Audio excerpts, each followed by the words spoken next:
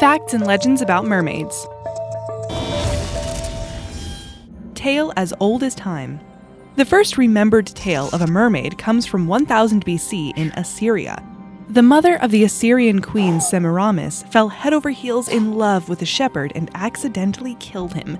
She was so ashamed of what she did that she flung herself into a lake and took the form of a fish. However, she was so beautiful that her beauty could not be hidden. She remained human from the waist up and fish from the waist down. Stories and fables of merfolk have continued ever since. Part of your world. Mermen are the male version of the mermaid, and depending on what story you're reading or watching, their personalities vary greatly. Same goes for the mermaids. It's believed that the first story of a merman was that of Ea, the Babylonian god of the sea. He lived in the ocean and was one of the 3 most powerful gods in the Mesopotamian pantheon. He gave humans knowledge of arts and sciences and helped fight against evil. The legend of Ea was the beginning of Poseidon, the Greek god in charge of the sea, earthquakes, storms, and horses. Triton was the son of Poseidon, and we all know King Triton from The Little Mermaid. Mermen also appear in African culture. His name is Olokun. He is the king of the seas, and he can change himself into a sea serpent or a merman. Iceland also has their fair share of merman myths, as does the Philippines, although their mermen look like ugly goblins with flippers. They're sinister and kidnap young girls to make them their wives. If you're enjoying the list so far, why not hit the like button and make sure you're subscribed. Turn on notifications too, so you never miss an upload. Mermaid Kisses, Starfish Wishes. During medieval times, mermaids were the real deal and were categorized alongside other water animals like whales. Sailors were always telling tales about the mermaids they encountered on their travels, and coastal towns were abuzz with stories of merfolk. A well-loved story from the 1600s tells the tale of a mermaid who made her way into Holland through a dam and hurt herself while doing so. When the locals found her, they took pity on her and nursed her back to health. She became a citizen of Holland, learned to speak the language, and lived the rest of her life as a human. Undercover mermaid. If you know your mermaids, you'll already know that there are different types of mermaids. In modern popular culture, there are 4 types of mermaids. The traditional mermaid, who lives in the sea. The skin-shedding mermaid, found in Irish folklore. Shape-shifting mermaids are those that become human whenever they want. And of course, merfolk, who can live on both land and in the sea. Reel them in. There are numerous tales of people catching mermaids and mermen. In the 16th century, Guillaume Rondelet said he caught a merperson. His catch looked like a monk with no hair on its head. Scientists have said that what he caught was certainly not a merperson, but rather a cetacean. We're not sure how he managed to confuse the two, but let's move on to another supposed mermaid catch. Perhaps the most famous mermaid ever caught was the Fiji mermaid. It was put on display by P.T. Barnum, who is sometimes credited with coining the phrase, "There's a sucker born every minute," although that's not 100% certain. He fooled a lot of people with his mermaid. He displayed it at his museum, which drew in crowds of up to 400,000 a year between 1842 and 1846. Turns out the mermaid was nothing other than a salmon and an orangutan stitched together. Christopher Columbus also cites seeing a legitimate mermaid, but the heat, lack of good food, and sheer loneliness have all attributed to this major error because all he saw was a manatee. Blackbeard the pirate also had entries in his logbook, noting that he ordered his crew to avoid certain areas because those were mermaid territory. Thumbs up or thumbs down? The question that people often ask is, are mermaids good or bad? Well, that will depend on what you're reading or watching about them. In Britain, mermaids are known to bring bad luck. They're responsible for terrible storms and killing people. They're said to capsize ships, create deadly storms, drown men, or drag them underwater to keep them for all eternity.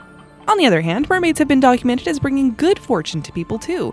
They've been said to grant wishes, cure illnesses, and save lives. They've even been documented as marrying humans and living incredible lives on land. Such stories stem from the Merrow of Ireland and Scotland.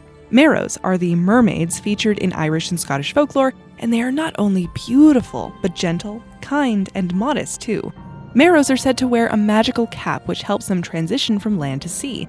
If the cap is stolen, the Merrow is forced to stay on dry land. They do usually manage to get their cap back and return to the sea, where they also lure men underwater, except the men live in a happy, enchanted environment. I'm done adulting. Let's be mermaids. We've told you all about ancient sightings of mermaids, but what about modern sightings? In 2009, there was a report that a mermaid was spotted off the coast of Israel. The mermaid entertained the onlookers by doing a few tricks for them just before sunset. Many reported seeing the same mermaid. One man said, "I was with friends when suddenly we saw a woman laying on the sand in a weird way. At first, I thought she was just another sunbather, but when we approached, she jumped into the water and disappeared." Of course, the tourism board of the town was ecstatic and even went as far as to offer a $1 million reward for anyone who could bring them a legitimate photograph of the mermaid. To date, no one has claimed their $1 million. The legend lives on. In Japan, there is a temple in Fukuoka called Ryuguji, and inside this temple are the remains of a supposed mermaid that washed ashore in 1222. A priest at the time made sure the bones were well preserved, as he believed the mermaid came from a dragon god who lived at the bottom of the ocean. The bones have been on display since then, and over time, only a few of those remain. This is not the only place in Japan that has mermaid relics on display. There are also mermaid shrines in Fujinomiya near Mount Fuji. The temple is at Tenshuo Kyosha, and there is a mermaid dummy which is rumored to be 1,400 years old. Mermaids in Japanese folklore were called ningyo, and were vastly different from the mermaids described in Western folklore. Ningyo were pointy-toothed, horrible little sea creatures with claws and horns. If one of these terrors washed ashore, it meant a calamity was on its way. Desert needs the rain.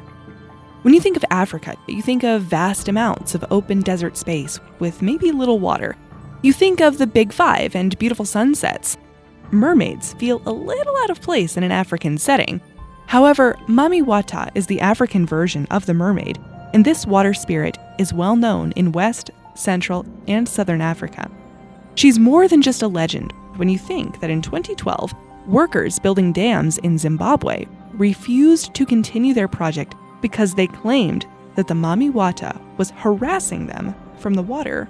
In order to complete the work on the dams, the council had to employ non-local workers to finish the job because they didn't believe in the legend of Mami Wata. However, reports state that they too also fled the site of work when they were being affected by the river Mermaid too. Mami Wata water spirits are generally female, but can sometimes be male. Their appearance varies greatly depending on who has spotted them. She's generally said to have long, dark hair, be exquisitely beautiful, and deeply mysterious. She is sometimes depicted as having sinister intentions, but for the most part, she provides spiritual and material healing to people and protects their mental and emotional well-being and growth. She protects the water and all who reside there, and many traditional groups in Africa will avoid the beach or fishing on certain days to ensure that peace remains in Mami Wata's home. Under African sun. While in Africa, let's meet the Western Cape's version of the Loch Ness Monster. It's a mermaid, locally known as the Caiman, and she's been spotted in dams near Swellendam. The last reported sighting of this African mermaid was in 2008, when it was reported that Surbrock resident Daniel Cupido was camping with his family when he heard a noise coming from the river. He was astounded to see a white woman with long black hair thrashing about in the water. He immediately tried to save her, thinking she was drowning. But when he got closer, he noticed her eyes were red. They said she made a sorrowful sound and dove straight back into the river. The Caiman has been blamed on several drownings that took place in the river at Surbrock. What are your thoughts about mermaids and mermen? Do you believe they exist? I'd love to hear from you in the comments below. 1. Gone but not forgotten. A story that will never be forgotten by the Scottish residents of Benbecula is that of the mermaid that was supposedly found in 1830. A woman was cutting seaweed when she spotted a small, pale mermaid in the water. She called as many people over as possible, and they all began trying to catch her. She swam away quickly, but some children managed to hit her with stones from the shoreline. A few days later, her body washed up on the shore. The town regretted the incident immensely and was said to give her a proper burial. Only thing is that nobody knows where she was buried. Some say it was done on purpose so that a similar incident would never take place again, and merpeople would forever remain a mystery to us.